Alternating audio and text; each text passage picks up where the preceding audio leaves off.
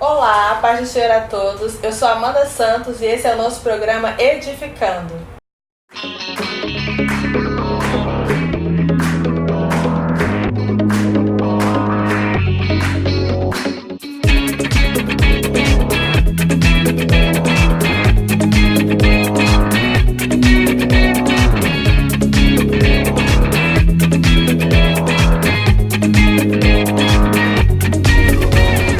Aqui com um entrevistado muito especial, nosso pastor Paulo César Miranda. O pastor Paulo César, que é casado há 33 anos com a pastora Eliane Sina, é pai do Danilo Sina, do Arthur Sina e da Bia Sina, não é isso, pastor? 3 filhões maravilhosos. Muito obrigado, Amanda, pelo convite que me fora feito e que alegria.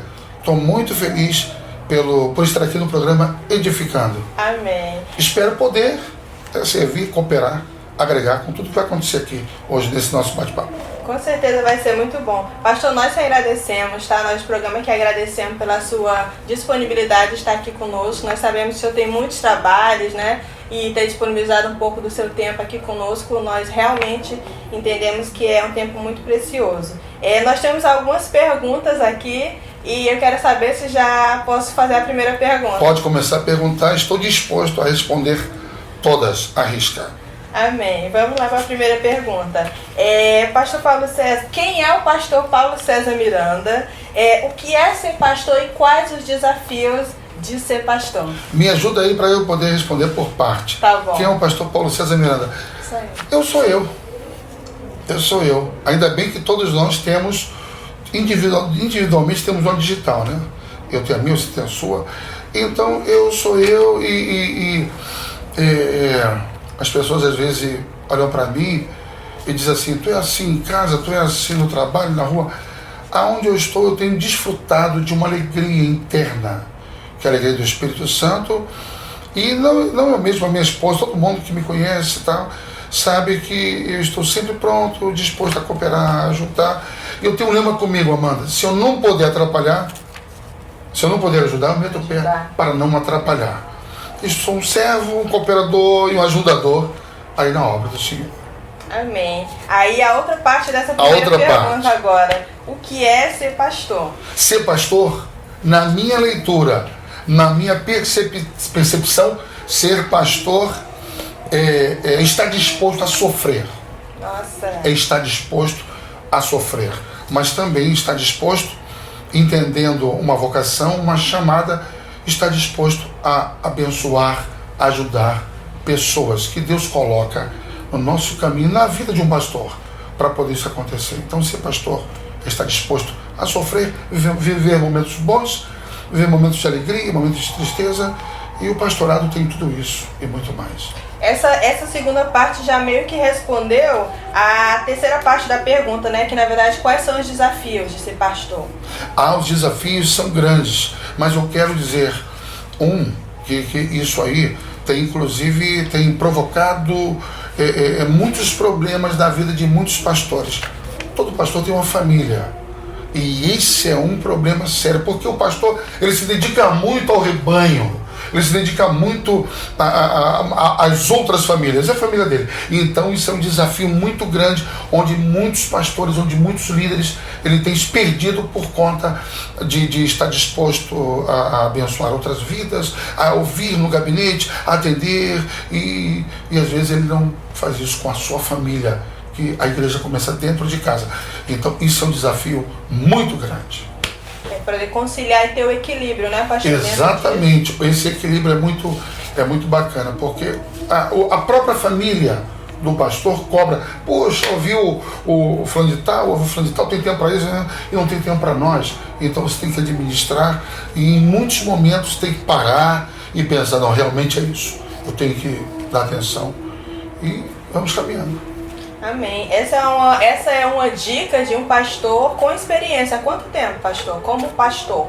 Pastor, quer dizer, a vocação já veio muito cedo, mas titular, uns 17 anos. Ouvindo pessoas no gabinete, atendendo por telefone, agora com a tecnologia, pastoreando por WhatsApp. entendeu? E ali você tem que ouvir. E o tempo que a ovelha está ali, eu tenho isso comigo. Eu não estou dizendo que isso tem que ser regra. Você, pastor, que está me assistindo agora, sabe que é assim. A ovelha chega, a ovelha é aquele tipo de pessoa que entra e ela entende. Não, o pastor é 24 horas. E ele zap, liga, não sei o que e tal. E você entende. Entre você entender que você está vocacionado e o pastor tem esse papel, ou de ligar o telefone para ela, não, é melhor você ouvir com muito carinho. Se você está muito cansado, por exemplo, está muito cansado, você conversa com a ovelha e fala assim: eu posso atender você amanhã, porque você merece uma atenção especial. E então você tem que estar disposto. Eu tenho o seguinte pensamento: se eu não consigo, eu entrego o rebanho. Eu entrego. É melhor assim. Muito bom, muito bom. Isso é muito importante, né, pastor? Porque eu acredito que tenham muitas pessoas, né, que querem um título de pastor, mas tem uma galera. Sem ter a vocação, né, isso se torna muito mais difícil, não é isso? Ele é fadado ao fracasso. Porque hoje as pessoas querem uma credencial, querem um diploma, querem tapinha nas costas, querem glamour, querem luz, ação, câmera. Eles querem isso. Mas sofrer, porque pastor foi chamado para sofrer. Não, na minha concepção, não foi chamado para sofrer. Foi feita uma pesquisa há pouco tempo de que um pastor, ou um percentual considerável de pastores, estão em manicômios, sozinhos, abandonados, doentes por conta da chamada. Mas eu quero aproveitar que você que é ovelha, você que é rebanho, cuide do seu pastor. Ele é valioso para você. Amém. Vamos orar pelos pastores, né, também. Isso, e muito, orar e muito. Que vocês que oram incessante pela gente, por nós que somos ovelhas, enfim. É porque, Amanda, só para finalizar minha fala. Não, por favor, fica à vontade. O pastor escuta todo mundo. Quem escuta o pastor? De cara, o pastor que está me assistindo aí, ó, o líder que está me assistindo, a tua esposa, né? E às vezes não dá tempo de chegar em casa. Dentro do carro, o pastor está ali. Quando ele está com a esposa, aí que ele se solta. Só ele e a esposa. Quando tem filhos, quando tem netos, quando tem irmãos da igreja que o pastor ainda passa para dar uma carona, porque isso o pastor tem que fazer com prazer. Ele se comedido, mas se ele tiver ele sozinho, ele e a esposa, o pastor mas fala. E a esposa que segura essa pressão. E aí volta, né, pastor, para o que o senhor falou anteriormente, do cuidado, da importância do cuidado, principalmente com a esposa, né, quando o senhor fala de família, porque para ela estar preparada psicologicamente. Você falou uma situação, uma fala muito importante. Tem muitas esposas de pastoras, que eu considero que seja pastora também. Sim. Por quê? Porque está com ele ali, está com o pastor no gabinete e segurando a pressão, que estão doentes, porque não estão aguentando a pressão do pastor, nem para ouvir o pastor, ela naquele momento não está em condição. E aí vai procurar um psicólogo, procura um psiquiatra muitas das vezes, e uma confusão. Então, pastor que está me ouvindo agora, sua esposa não está legal? Aliás, eu posso contar uma experiência? Por favor, com a minha esposa? Eu acredito que vai ajudar muito. Teve um período que a minha esposa estava muito chorosa. Eu em casa, e aí eu percebia que alguém ligava. Eu atendi o telefone, e aí eu falei: ô nega, eu chamei ela de nega, tá? O nome dela é Eliane, um beijo, nega.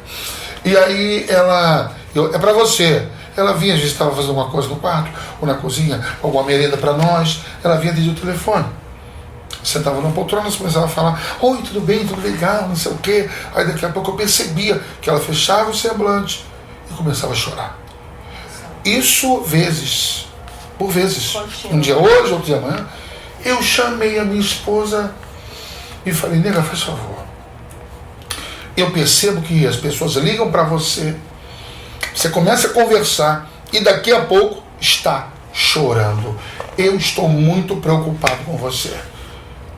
E eu disse para ela, tá? Eu prefiro entregar o rebanho do que perder você. Ok, nega? Então vamos ver se a gente consegue. Vamos orar mais um pouco, vamos conversar. Vamos ver aonde está pesado para você. Porque se for o caso, eu acho que em programa de rádio, que eu converso muito, e tenho a oportunidade de estar e compartilhando, é a primeira vez que eu falo isso aqui. Ao vivo, pastor? A primeira vez, tá? Que eu disse isso, estou dizendo para todo mundo aqui. E é possível que tenha alguém assistindo agora, pastora, que esposa de pastor, que esteja vivendo essa mesma situação. Não aguento mais estar com meu esposo. Tem uns que vão embora do casamento. Tá? Não faça isso, por favor. Peça ajuda. Eu cheguei para minha esposa e falei, ô nega, se não dá, eu vou ter que fazer isso. Vou ter que chamar o nosso pastor. Já tem alguns anos, já tem uns 6 anos por aí. E aí, ela, não, vamos lutar. Ela se repôs e depois daquilo, graças a Deus, eu sempre dando ouvido. E sempre observando também, percebendo as dificuldades. Aí eu chamo, converso e ela tem sido bênção na minha vida. Mais uma vez, nega, te amo. Pastor, só o fato de o senhor ter demonstrado apoio para ela, eu acho que ali Deus já estava usando o senhor para estar curando ela, né? Porque a esposa do pastor, no caso, está assim e não sentir que tem um apoio. Exatamente. Né? E eu percebo que ela se sente amada. Ah, mas deixa a parte. Eu amo essa minha mulher maravilhosa. Pastor, não fica, valorize sua esposa, hein? Valorize sua esposa, tá bom? Cuidado. Amém. Nossa, muito bom. Vamos para outra pergunta? Sim, vamos lá. Essa é do pastor Emílio. Pastor Emílio é o nosso dirigente aqui da EBD. Ok. Né? Meu amigo, hein? Fechamento. Pastor Emílio, com certeza ele vai assistir. Vamos para a pergunta. Pastor Paulo César, o senhor acha que a igreja já faz o suficiente para os pobres, os órfãos e as viúvas, ou precisamos melhorar muito no quesito altruísmo? Não faz. Eu gosto muito desse tema, tá? Serviço social. Não faz. E a igreja pode fazer muito. A igreja pode fazer muito. Aquele texto de Atos, meia dúzia, quando houve reclamação das esposas dos gregos, olha, não estão sendo assistidas. Os apóstolos fizeram o corretíssimo. Levantaram ali entre eles um grupo de diáconos para que pudesse servir e não abandonar as viúvas. E eles disseram, nós vamos ficar aqui na oração e na palavra. A igreja pode fazer muito, não faz porque não quer. Tem que fazer assim. Aí, em relação ao altruísmo, o altruísmo é aquele sentimento que você tem de entrar na vida de alguém sem saber o que vai acontecer, entendeu? Ele está disposto por conta do amor a entrar, não sei, eu vou entrar e vou ajudar essa pessoa, às vezes sem saber quem é. Ele entra disposto, compra o barulho, compra a dívida e está ali. Se eu não puder, eu chamo mais 2, mais 3, mas eu vou tentar resolver. A igreja precisa fazer isso porque isso é evangelho. Amém. Está respondida, né?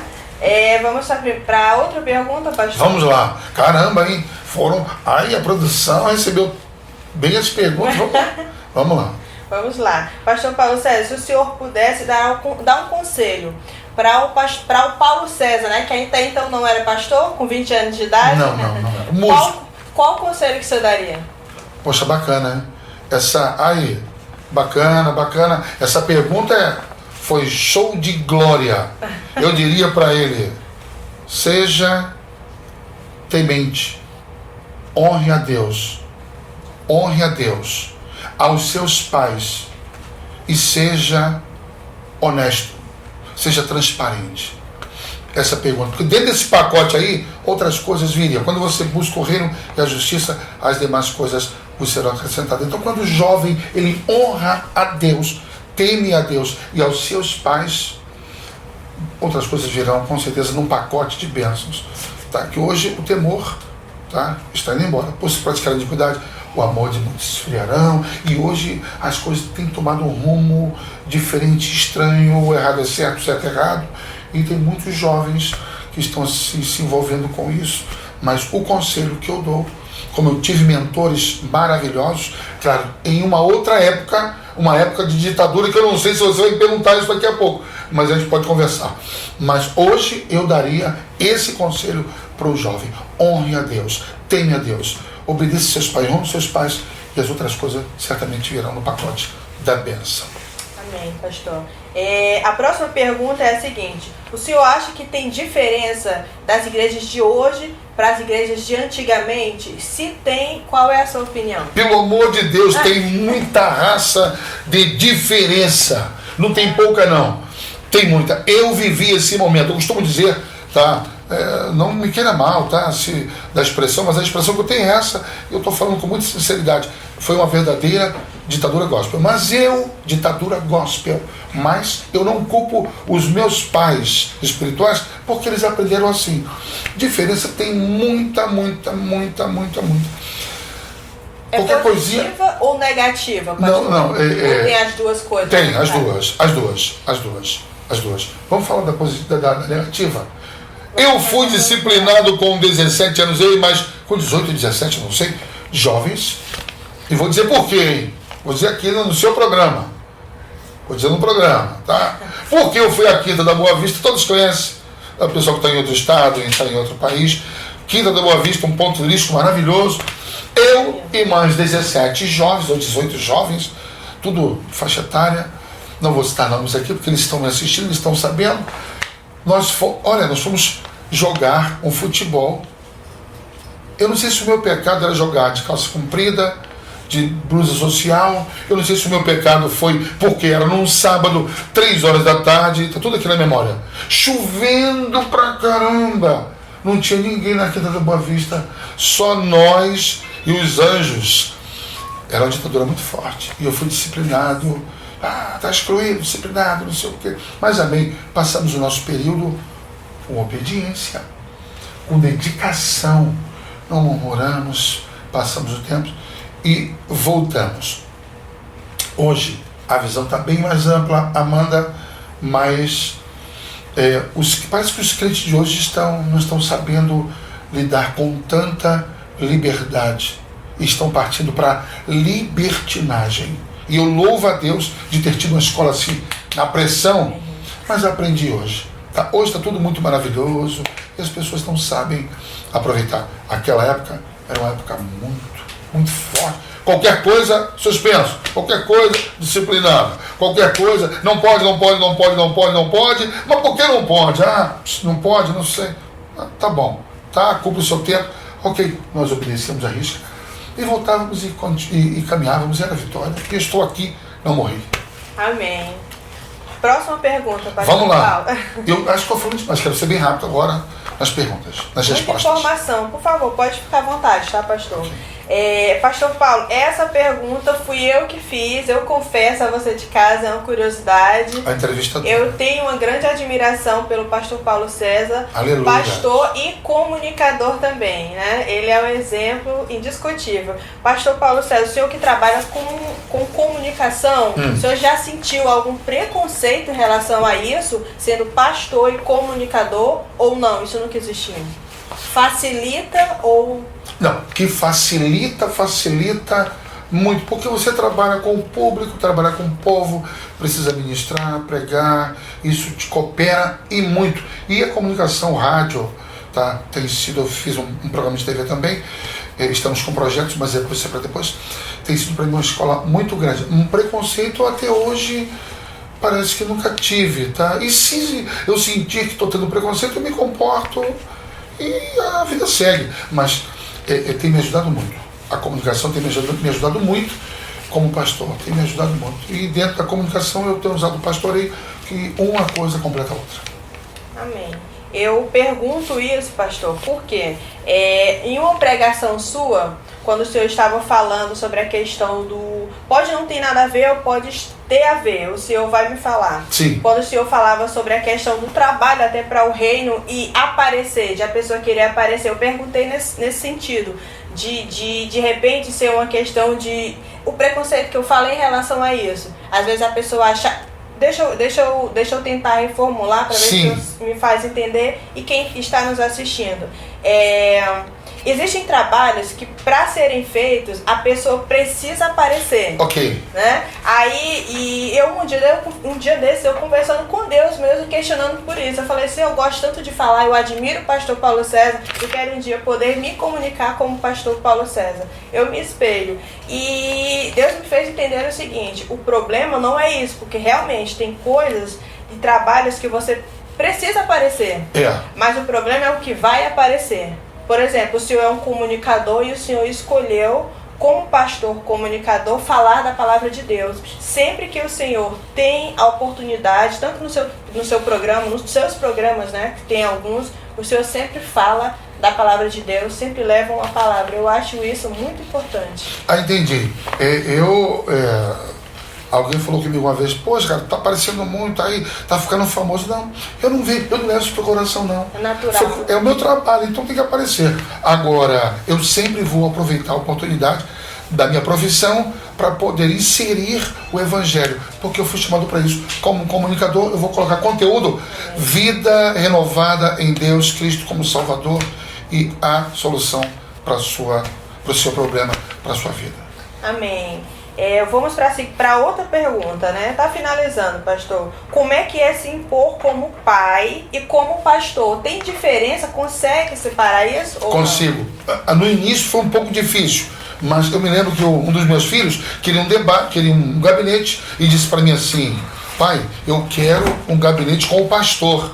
E eu me lembro que no gabinete eu recebi, ele não me chamava de pai, ele me chamava de pastor. Eu entendi aquilo e me comportei como pastor e fui imparcial no que eu precisava respondê-lo em cima do que ele me pediu como orientação.